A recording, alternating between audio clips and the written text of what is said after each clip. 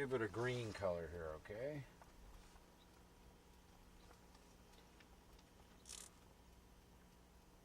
And we'll give the oxygens green. There's going to be a phosphate here. It's going to have a double bond to an oxygen, single bond to an oxygen,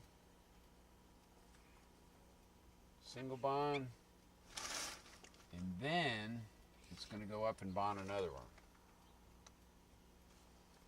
Down here, O, P, O, O, O. Down again.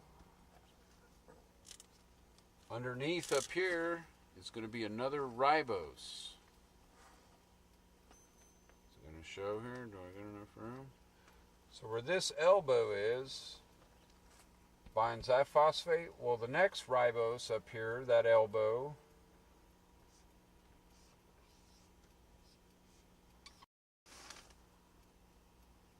comes in. So these phosphates will form chains. I'll show a better drawing now, but I'm focusing on 3 parts. The ribose, phosphate, and then over here with his arm is where he can hold the nucleic acid.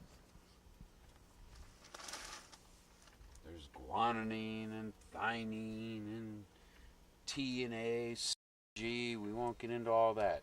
But in order to draw a DNA molecule, the 3 parts, phosphate backbone, ribose sugar, nucleic acid. So, now that we see that, on a condensed form, to get the double helix here, what I came up with, okay, you've got ribose,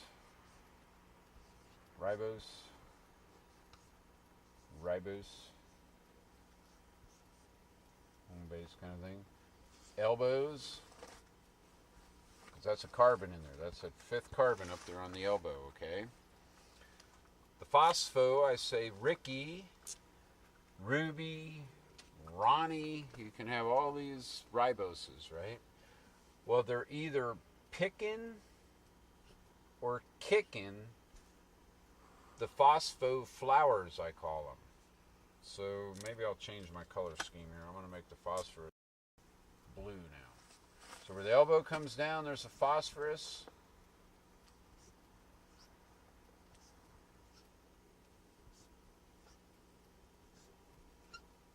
And the phosphorus has oxygens around it to form what they call the phosphate.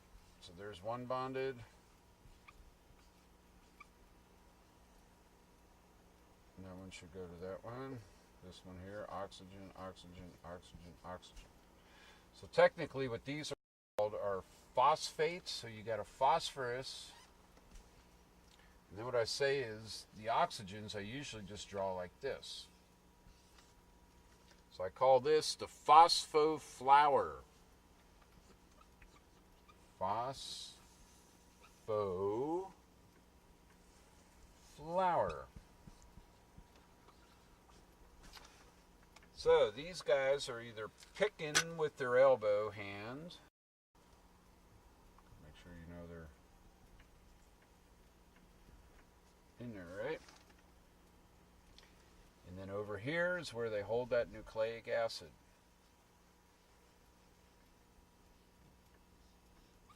Now, there's 4 types of nucleic acids to make this real simple because it is an introduction. The reason T and A and C and G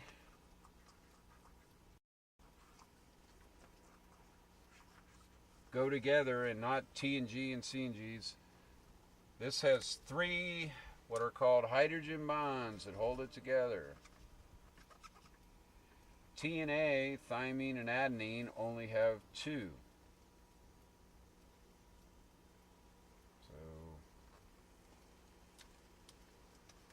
These nucleic acids,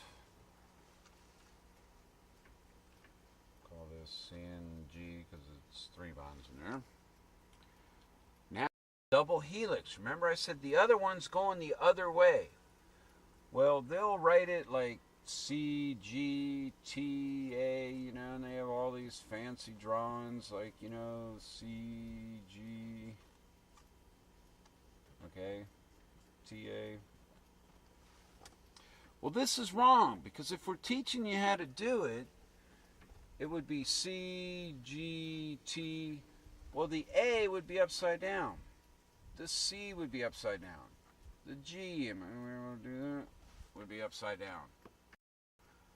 So when you learn how to draw this way, now see your little Ricky and Ronnie and Ruby Riboses are all smiling at you?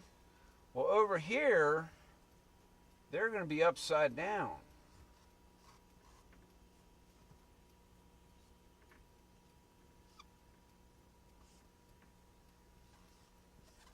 I can draw these upside down before I do it. One arm holds it, elbow down. See how easy it is? I mean, I'm no major Einstein either. Learn to draw this home plate with an oxygen on top. One arm holds the nucleic acid, the other's got the kink in the elbow. Got to draw little smiley faces in, I guess, don't we?